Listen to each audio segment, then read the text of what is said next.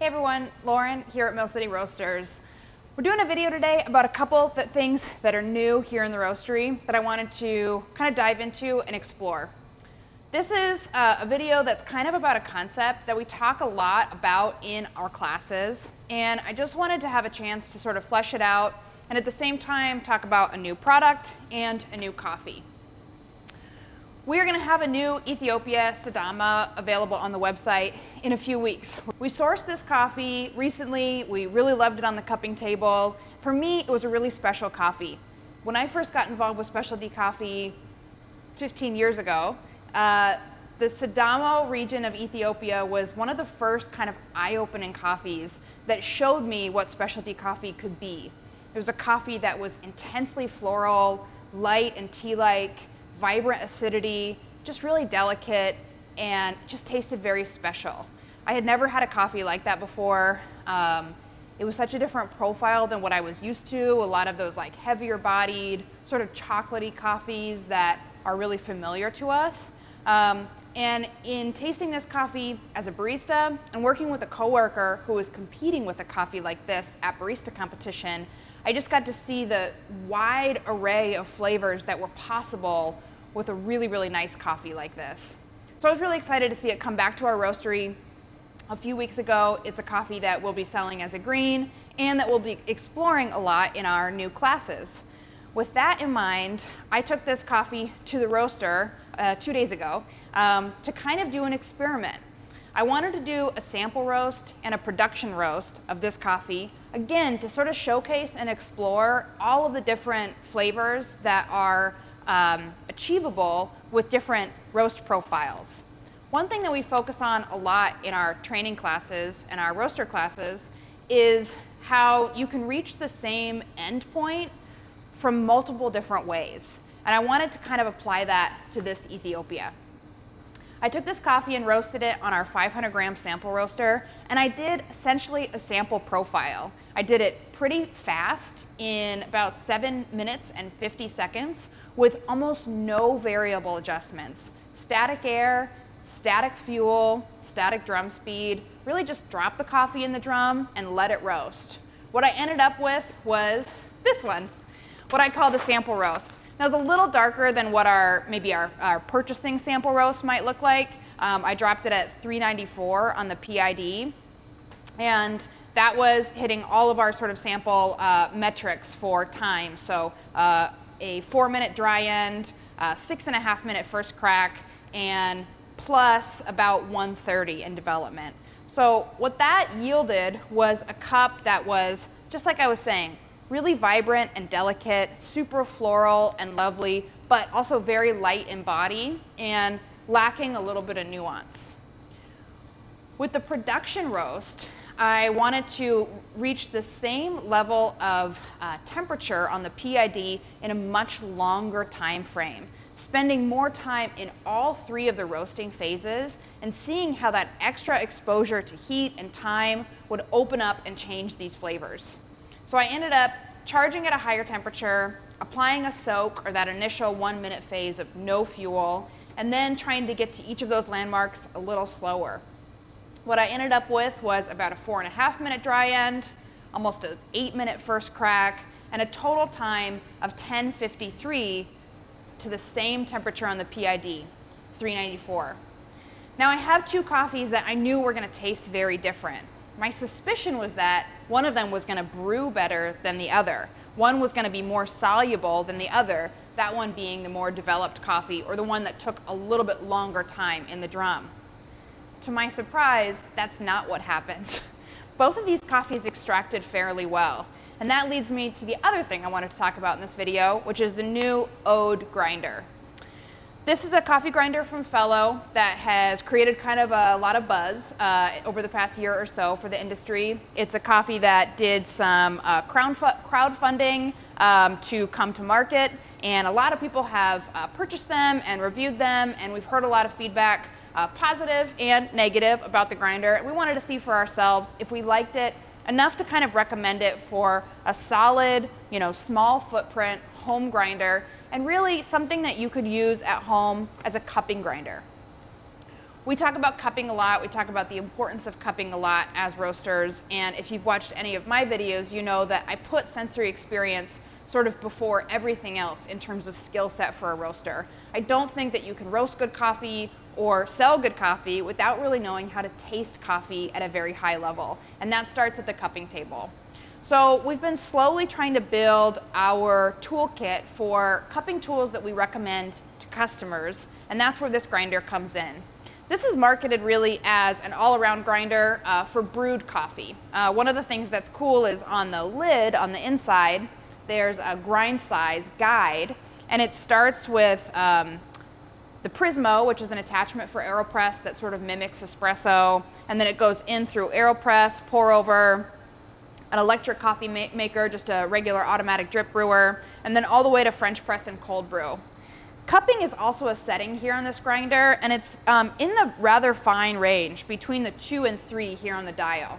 I thought that was interesting because I've always associated a cupping grind with being a little more coarse than a drip grind. But what I found with using this grinder is that it skews towards a coarser grind overall. This is kind of a common observation. A lot of people who have bought this grinder and reviewed it online have ended up talking a little bit about a secondary burr set, where they will actually install it and have access to some finer grind sizes. And I think that that is a smart idea if you are going to be using this for a lot of single cup brewing. We went ahead and did some QC on it. I ran some particle uniformity testing through our CM200, which is a particle size analyzer that I've done another video on. And what I noticed was that the grind distribution on this grinder at the cupping grind size was very, very similar to the other 2 grinders that we use here for cupping. That's the EK43 and the Mazzer ZM. That's pretty impressive. Those are very expensive commercial grinders that are used in roasteries, cupping labs, and cafes all over the world. So right away, I felt like this was going to be a pretty solid grinder for cupping. The next thing that we did was we put it to the test. We do cuppings in here, as you might imagine, fairly regularly, a few times a week. And so on a recent cupping where we had full sets, meaning 5 cups for each coffee all around the table, I took 1 cup from each of those sets and I ground it here on the Ode. I asked our sensory team while they were tasting those coffees to just see if they could notice anything off or different about the sets. All of us noticed some slight differences in the cups that were ground on the Ode, and I did this blind. They weren't marked at all, except they were marked on the bottom of the cup, like I showed you in our triangulation video. But no one said they were better or worse. They were just slightly different. What we noticed mostly was a difference in body, and texture and mouthfeel. Again, not negative or positive, just a little bit, different from the rest of the pack. We all felt like if all of our cups for this cupping were ground on the Ode, that we would still get a ton of sensory information. We would still be able to evaluate at a high level, and that made us feel like this is a solid grinder for cupping.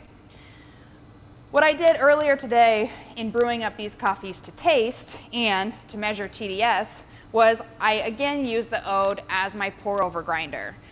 Using a setting of about 3.25 and using the Fellow Stag dripper, I brewed 2 identical cups. I will give you my brew recipe if you're interested in following along. Again, starting with a 3.25 grind size here. I weighed out about 20 grams of each of these coffees. I noticed a retention of about 0.3 or 0.4 grams, which is fairly common for grinders. So I ended up with a dose of closer to 19.5 grams of coffee. I then poured 330 grams of hot water over it in a total brew time of about 3 minutes and 30 seconds. Again, pretty small cup, pretty fast brew time, and yielded on both of these cups right around 280.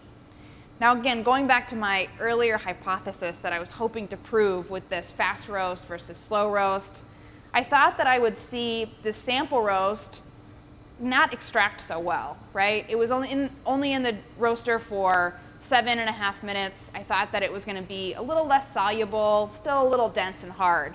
I don't know if it was a combination of a solid grinder, solid pour over technique, or just, a more well-developed coffee than I had suspected, but I ended up with a TDS of 1.35 and an extraction yield of 19.6. If you chart those numbers on the SCA brew control chart, it puts you square in the center, which is the SEA ideal for brew strength and extraction. And the cup tasted great, like I said. Notes of florality, jasmine, tea. I thought the body was silky, a little honey sweetness, some cinnamon, and some red currant. A nice cocoa finish. It was herbaceous but not vegetal, just really, really pleasant.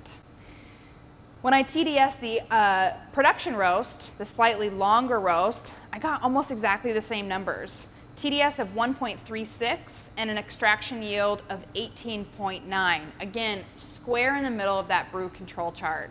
So these are both, by definition, ideal brews. But the flavor profile was so different. Where before I had florality and honey, now in this production roast I had brown sugar and caramel, some butterscotch. It went from a Ceylon tea or a really, really light, like Chinese oolong, to an English breakfast, a bolder, smokier, darker black tea. Those notes of red currant turned to ripe cherry. The cocoa became more toasted and sweet and chocolatey. The body turned from light and tea-like into medium, almost heavy-bodied with a nice, long, lingering finish. This is the same coffee, and it's roasted to the same drop temperature. The difference here is only time, and the time spent in each of those phases. It's an extraordinary way to explore one origin and really sort of dive into all of the different available flavors. When we meet a coffee for the first time on the cupping table, we just get those lighter notes. As roasters, we have to learn to look through those lighter notes into what they can become. Grapefruit turns into navel orange when it's roasted longer. Honey might turn into caramel when it's roasted longer. This kind of transformation is a pattern that we learn to expect as roasters, and that informs our buying decisions. The last thing I want to mention is this is an exercise you can do at home, or you can join us for our Introduction to Roasting class. We take the same coffee and roast it as a sample roast and as a production roast, and we have this conversation together. We cup these coffees as a group if you purchase the hands-on class kit, or you can cup some of your own coffees in your own space, and we can talk about these types of changes. So to wrap up, I really just wanted to talk a little bit about a new coffee that's up and coming, which you may see a roast along for shortly. A new grinder that's going to be on our website here in the next few weeks or days, as soon as we can kind of get everything sort of polished and live. And talk again about some of our new classes and educational opportunities. I'm always excited to taste a new coffee and to taste it in all of these different ways from all these different vantage points. Sensory science is so exciting, and it's my favorite thing to dive into. If you have questions about brewing, cupping, this coffee, or any of our new equipment, or anything that we recommend for brewing at home, let us know in the comments. Thanks for watching, and enjoy your day.